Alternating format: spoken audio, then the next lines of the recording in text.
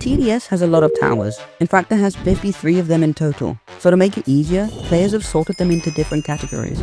And in this video, I'll be going over every single one of them. First up, we have DPS towers, or single target towers. These towers deal high amounts of damage, and are mainly used for killing bosses as they can only damage one enemy at a time. Because of this, these are just your standard TDS towers. In fact, they take up over 31 of the total towers, and they include towers like the Minigunner, Ranger, Accelerator, Engineer, Pursuit, and Turret. Next, we have crowd control, or AoE towers.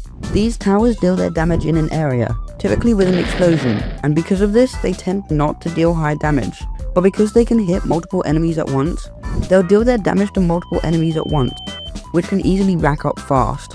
This category includes towers like the Derriman, Assassin, Paintballer, Pyromancer, Rocketeer, Mortar, Gladiator, and Toxic Gunner. Economy towers are towers that give you money instead of doing high amounts of damage, if any, and are necessary for almost every game mode. Unfortunately, there are only two eco towers at the moment, being Farm and Cowboy, and the Farm is a lot better than the Cowboy for almost every game mode. Support towers are towers that don't deal damage directly, or at least very little damage. Instead, they tend to have two abilities. A passive one, where they apply a buff to the towers around them, and a usable ability. Take the Commander as an example. At its max level, it gives a 20% fire rate decrease to all the towers in its range, but if you use its Call to Arms ability, it will temporarily increase that fire rate decrease to 30%. The other towers in this category are the DJ, Medic, and the Firework Technician. Stalling towers are a subcategory of the support towers, but instead of buffing the towers around them, they slow down the enemies on the path by applying a debuff to the enemy.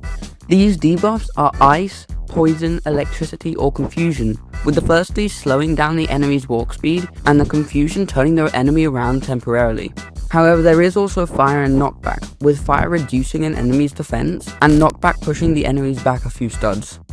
Event towers are exactly what they're called, towers from beating an event. Because of this, they are exclusive and only obtainable during their respective event, or if the developers decide to re-release them as a game pass. Because of this exclusivity, they tend to have low DPS in order to stop it from becoming unnecessary for games. Event towers are also some of the most gimmicky towers in TDS, as they're all themed around their event. And because of this, most of them are stalling towers, with them being 11 out of the 16 total. However, some of the notable ones are the Gladiator, Archer, Swarmer, and Toxic Gunner. I love Toxic Gunner. Hey, I'm only 70 subscribers away from hitting 2.5k, so it would really help me out if you could subscribe. Thanks, and now back to the video.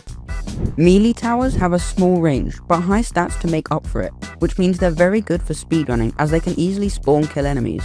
The main drawback about using these towers is that enemies can get out of the range fast, and you'll need to micro the towers in order to win. However, because they have such a small range, they have a much smaller placement box, meaning you can cram a lot more of them into a smaller area than you would with normal towers. These towers are the Assassin, Warden, Shotgunner, Brawler, Gladiator, Slasher, and Sledger. Cliff towers are just normal towers, however they can be placed on cliffs. Because they're on a cliff though, they immediately get flying detection, and they can't be stunned by most boss attacks. Sadly though, there are only 3 cliff towers in the game, being the Mortar, Ranger, and Sniper. And while yes, there is the Gatling gun, since it can be placed anywhere on the map, not just on cliffs, I'm not counting it as a cliff tower. Flying towers are, as the name implies, towers that fly.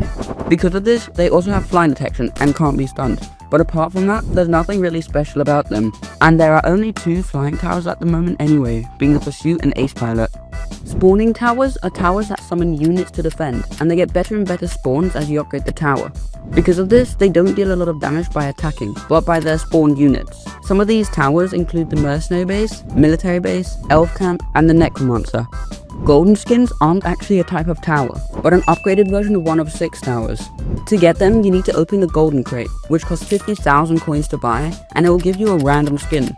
The golden skins literally just make a tower into a better version, typically by giving it a higher DPS when compared to before. However, it increases the price of the tower in order to balance it out. The 6 golden skins are for the Scout, Soldier, Minigunner, Cowboy, Pyromancer, and Croak Boss. And that's the end of the video. Massive thank you to my 2 members, especially my tier 3 member, Maybe Ticker. Make sure to join the Discord if you want to submit your own questions for the Q&A, but thank you for watching, and I hope to see you again soon.